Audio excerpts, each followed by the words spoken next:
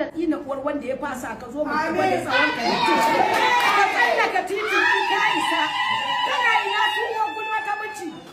su wannan shugaban yan baramar suka yi gurgurubin suka ce wai su ne kwankwasiya suna tafiya muka ci zabe aka ce in gogulun su muka da muka kwa su sake musu sunkuyan alatsi na uwar mai ƙarya siyasa muka ci zabe da kuma dama sunan Republic Guard da mai girma Rabi'u Musa ko wasa da girma ko mutum yana so ko baya so wallahi sunan milarar miƙatin siyasa annan za ka je annan za a yi ka da mara kunya da mai kunya da ɗan tashi ga tsiya da ɗan nana da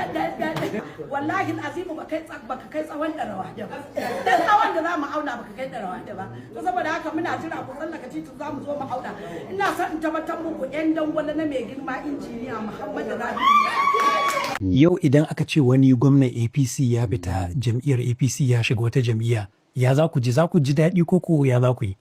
Kai inda kai malami ne na addini mai ne manufanka ba manufanka shine da kowa ya zo addininka ba in ka rasa mutum ɗaya ba ka ji haushi ba namu muna son kowane gwamnan Najeriya ma in duka sun zo APC za mu yi murna mu rasa ɗaya za mu yi kuka har da hawaye ma. To akwai raɗe-raɗi da ke cewar jam'iyyar nan taku ta APC akwai matsalolin cikin gida wanda har an ga wayansu jigajigan jam'iyyar ku suna ganawa da wasu jigajigai a wata jam'iyyar adawa. Bai gaske wannan magana? A'a ba wani gaskiya ba gaskiyan wannan.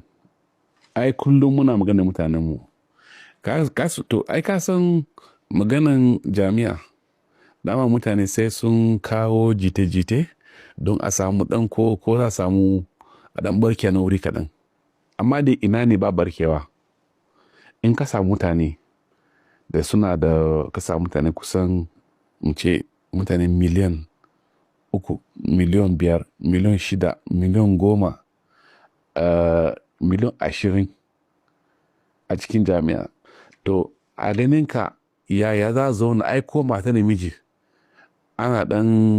motsi-motsi kuma harshe ma da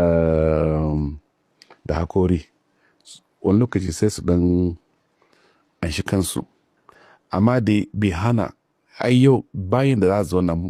a ce mutane miliyan 20 miliyan 10 wai ba samu jite-jite ko ana samu dan matsala ba amma da abin kyau namu shine mu riga musa